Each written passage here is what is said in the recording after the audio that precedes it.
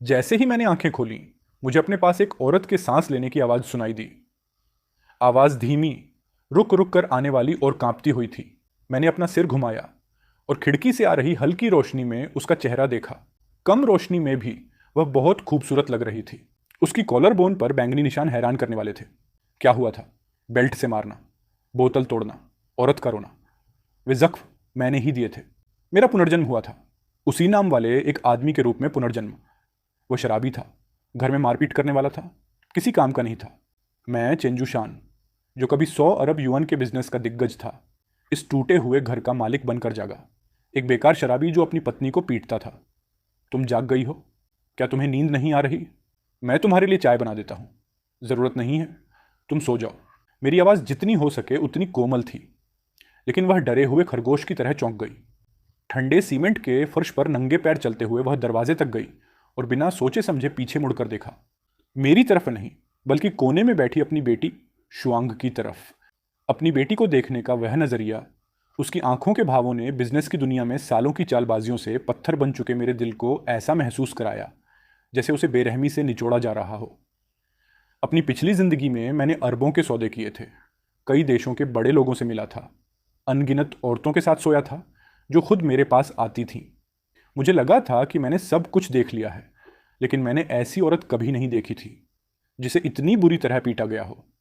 जागने के बाद उसने सबसे पहले यह ध्यान रखा कि उसे पीटने वाला आदमी न जागे, और दूसरी बात यह देखी कि उसकी बेटी ठीक से सो रही है या नहीं। मैं उठकर बैठ गया और अपनी कनपटी सहलाने लगा। पुरानी यादें तेजी से दिमाग में आने लगीं। वह जुआरी था, जब वह हार जाता तो अपनी पत्नी को पीटता। चुप रहो, मेरी किस्मत खराब करने की हिम्मत कैसे हुई तुम्हारी? सबसे बुरी पिटाई के बाद शुअंग 3 दिन तक बिस्तर से उठ नहीं पाई। फिर भी उसे उसके लिए खाना बनाने उठना ही पड़ता था। वह कोई काम नहीं करता था। परिवार पूरी तरह से शुअंग पर निर्भर था, जो बाजार में फलों का स्टॉल चलाकर महीने के 2 या 3 हजार कमाती थी, जिसे वह जुए में हार जाता था। जब वह वापस आता और उसे पैसे चाहिए होते, तो उसे अपनी बेटी की भी परवाह नहीं होती थी। केनशान को 39 डिग्री बुखार था और उसने ताश की मेज पर फोन उठाकर कहा, जुआ खेल रहा हूं, जब वह मर जाए तो बताना। फिर कल भाई फिर हार गया। ठीक है, शुआंग तुम्हारे लिए क्या मायने रखती है? अपनी कीमत बताओ। शुआंग की क्या कीमत हो सकती है? क्यों नहीं, वह सुंदर है। मुझ पर यकीन नहीं? कल आकर देख लो, मैं तुम्हें दिखाऊंगा। आज वे माल देखने आ रहे हैं। मैंने आंखें बंद की और गहरी सांस ली। शुआंग चाय का कप लाई। केनशिन नींद में बेचैनी से कराह रही थी। मैंने मच्छरदानी उठाई और चाय का कप ले लिया। अंदर आ जाओ, वरना मच्छर अंदर आ जाएंगे और बच्ची को काटेंगे।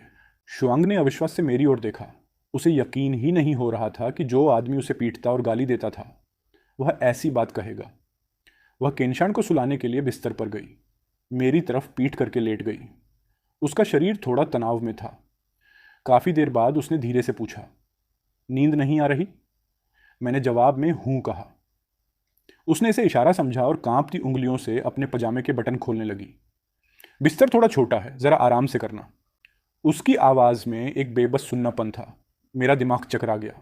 मैं तुरंत समझ गया, असली मालिक ने असल में अपनी पत्नी को अपनी बेटी के पास यह तरीका अपनाने पर मजबूर किया था, ताकि वह उसका गुस्सा शांत कर सके। मतली और गुस्से की एक तेज लहर मेरे सिर पर चढ़ गई और उसके बाद दिल में और भी जबरदस्त तीखा दर्द उठा। जैसे ही उसने बटन खोले, मैंने उसका हाथ पकड़ लिया। शुआंग, मैंने उसकी आंखों में देखा। पहली बार गंभीरता से उसका नाम पुकारा। मेरी बात सुनो, अब तुम्हें ऐसा करने की जरूरत नहीं है। उसका पूरा शरीर जोर जोर से कांपने लगा। उसकी आंखें हैरानी, उलझन और किसी ऐसी भावना से फैल गईं जिसे वह जाहिर करने की हिम्मत नहीं कर पा रही थी। एक कमजोर उम्मीद। सो जाओ, मैं तुम्हें और केंचन को एक अच्छी जिंदगी देने के लिए ले जाऊंगा। जब मैंने यह कहा तो मेरे मन में प्लान पहले से ही साफ था। जैसे ही सुबह हुई, मैं जाग गया। आदत की वजह से नहीं, बल्कि इसीलिए क्योंकि चीज़ों को तुरंत बदलने की इच्छा मेरे सीने में जल रही थी, जिससे मुझे नींद नहीं आ रही थी। शुआंग बहुत धीरे धीरे चेंचन को नीचे ला रही थी। मुझे जागा हुआ देखकर वह चौंक गई। माफ करना, मैं खुद ही जाग गया। मैं उठकर बैठ गया।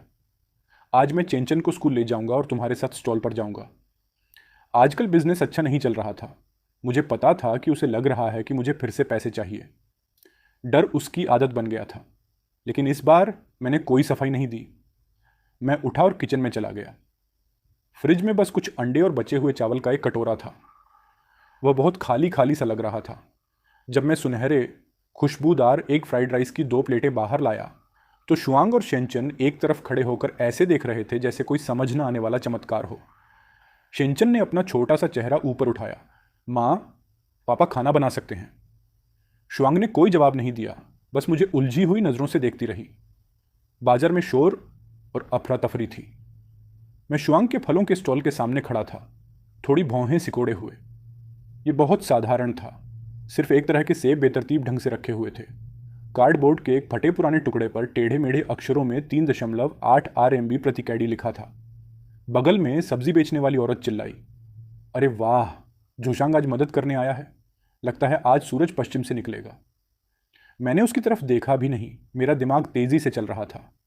सिर्फ एक तरह का सामान, कोई कंपटीशन नहीं, तय कीमत, बहुत कम मार्जिन, कस्टमर का आना जाना और आकर्षण, इन सब चीज़ों की पूरी कमी थी। शुआंग को मैनेजमेंट फीस भरने जाना था। जाने से पहले उसने बेचैनी से मेरी तरफ देखा और धीरे से कहा, सेब 380 के हैं, समझ गए, जाओ। वह चली गई। हर कुछ कदमों पर पीछे मुड़कर देखती रही। मैं नीचे झुका, उन पतली लाल प्लास्टिक की थैलियों में से एक उठाई, उसे हाथ में लिए थोड़ी देर इंतजार किया और फिर छोटी छोटी दुकानों को नज़रअंदाज करते हुए जल्दी में गुजरती भीड़ को देखा। तुरंत मांग बढ़ाने का एक प्लान मेरे दिमाग में आया।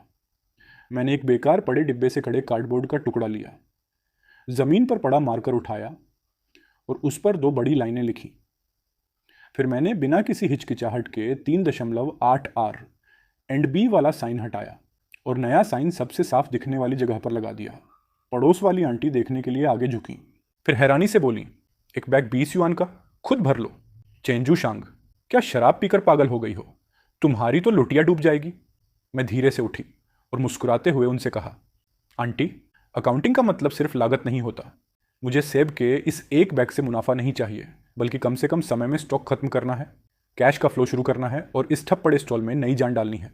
नए साइन का असर तुरंत दिखा। एक अधेड़ उम्र का आदमी पास आया। बॉस, सच में एक बैग 20 युआन का, खुद भर लो, खट्टे तो नहीं है ना? मैंने आराम से एक सेब उठाया, उसका एक टुकड़ा काटा और उसे पकड़ा दिया। चक्कर देखो, मीठा है या नहीं, तुम बताओ। उसने छका। बिना कुछ कहे एक बैग उठाया और तेजी से भरने लगा, जैसे बैग फट ही जाएगा। मैं हंसी और कहा, जब तक तुम बैग उठा सकते हो, सेब तुम्हारे हैं। इस बात ने जैसे बाढ़ का दरवाजा खोल दिया। भीड़ उमड़ पड़ी। 20 युआन कोई बड़ी रकम नहीं थी, लेकिन खुद भर लो वाली बात ने इंसानी फितरत की सबसे बुनियादी इच्छा को जगा दिया। पड़ोस वाली आंटी के चेहरे की मुस्कान गायब हो गई। उनका मुंह खुला का खुला रह गया जब उन्होंने उस बेतहाशा भीड़ और तेजी से कम होते सेबों के ढेर को देखा। उनका स्टीलयार्ड वजन वाला कांटा जमीन पर गिर गया और उन्हें पता भी नहीं चला। शुमांग अपना काम खत्म करके चिंता में वापस लौटी। दूर से ही उन्होंने देखा कि उनका स्टॉल लोगों से घिरा हुआ है। डर के मारे उनका चेहरा पीला पड़ गया। उन्हें लगा कि मैंने फिर कोई मुसीबत खड़ी कर दी है। उन्होंने जोर लगाकर भीड़ को चीरते हुए अंदर जाने की कोशिश की, लेकिन जो नज़ारा उन्होंने देखा उससे वे हैरान रह गईं। उन्होंने मुझे स्टॉल के पीछे खड़े देखा, न तो दबी दबी सी, न ही गुस्से में, बस आराम से खड़ी होकर पैसे ले रही थी और बैग पकड़ा रही थी, जबकि आसपास के लोग तेजी से सेब उठा रहे थे। जो सेब रोज मुश्किल से बिकते थे, वे साफ साफ गायब हो रहे थे। जब उन्होंने एक बैग 20 युआन खुद भर लो वाला साइन देखा तो उनका चेहरा पीला पड़ गया। क्या तुम पागल हो? एक बैग 20 युआन, खुद भर लो, हम सब कुछ गंवा देंगे। जितना हो सके उतना भरने दो, फिर भी हमें मुनाफा होगा। देखो, उन्हें लग रहा है कि उन्हें बहुत अच्छा सौदा मिल रहा है। वे हमें पैसे देने के लिए जल्दी कर रहे हैं। लोगों की लाइन देखकर वह हैरान रह गई। हमने कितना माल बेच दिया? लगभग 500। 500? उसकी आंखें फटी की फटी रह गईं और वह मुझे किसी अजनबी की तरह देखने लगी। सेब लगभग खत्म हो चुके थे और पीछे अभी भी लंबी लाइन लगी थी। मैंने उससे कहा, और मंगवाओ। लाइन में खड़े लोग तुरंत चिल्लाए, बॉस, और स्टॉक ले आओ। शुमैन ने तुरंत फोन किया। मेरे कहने पर उसने एक पूरा ट्रक भर के माल का ऑर्डर दिया। सप्लायर लाई गाड़ी लेकर आया, नज़ारा देखा और हैरानी से जीभ चटकाने लगा। जब तक हमने हिसाब किताब पूरा किया, ट्रक का ज़्यादातर माल बिक चुका था। लाई ने उंगलियों पर गिना और हैरान रह गया। बाप रे, तुमने आज 1000 से ज़्यादा कैडी बेच दिए होंगे। शुआंग को यकीन ही नहीं हो रहा था। कितनी कमाई हुई? लगभग 4300, मैंने जवाब दिया। ये थोड़ी सी रकम कुछ भी नहीं है, लेकिन इस परिवार के दोबारा खड़े होने की दिशा में यह पहला कदम है। शुआंग हैरान परेशान लग रही थी। पहले वह महीने भर में भी इतनी कमाई मुश्किल से कर पाती थी। स्टॉल समेटने के बाद मैं शुआंग को राशन खरीदने ले गया। मीट, मछली, रिब्स, लगभग 300 खर्च हो गए। शुआंग के होंठ हिले, लेकिन वह कुछ बोली नहीं। मुझे पता था कि उसे खर्च का बुरा लग रहा है, लेकिन आज हमें जश्न मनाना था।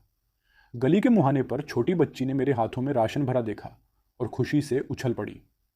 पापा, क्या आज दावत है? हाँ, स्वीट एंड सोर फिश, ब्रेस्ट पोर्क रिब्स। मैं झुका और उसके छोटे से चेहरे को सहलाया। ये, मैं पापा से सबसे ज़्यादा प्यार करती हूँ। वह मेरे आसपास खुशी से उछल कूद करने लगी।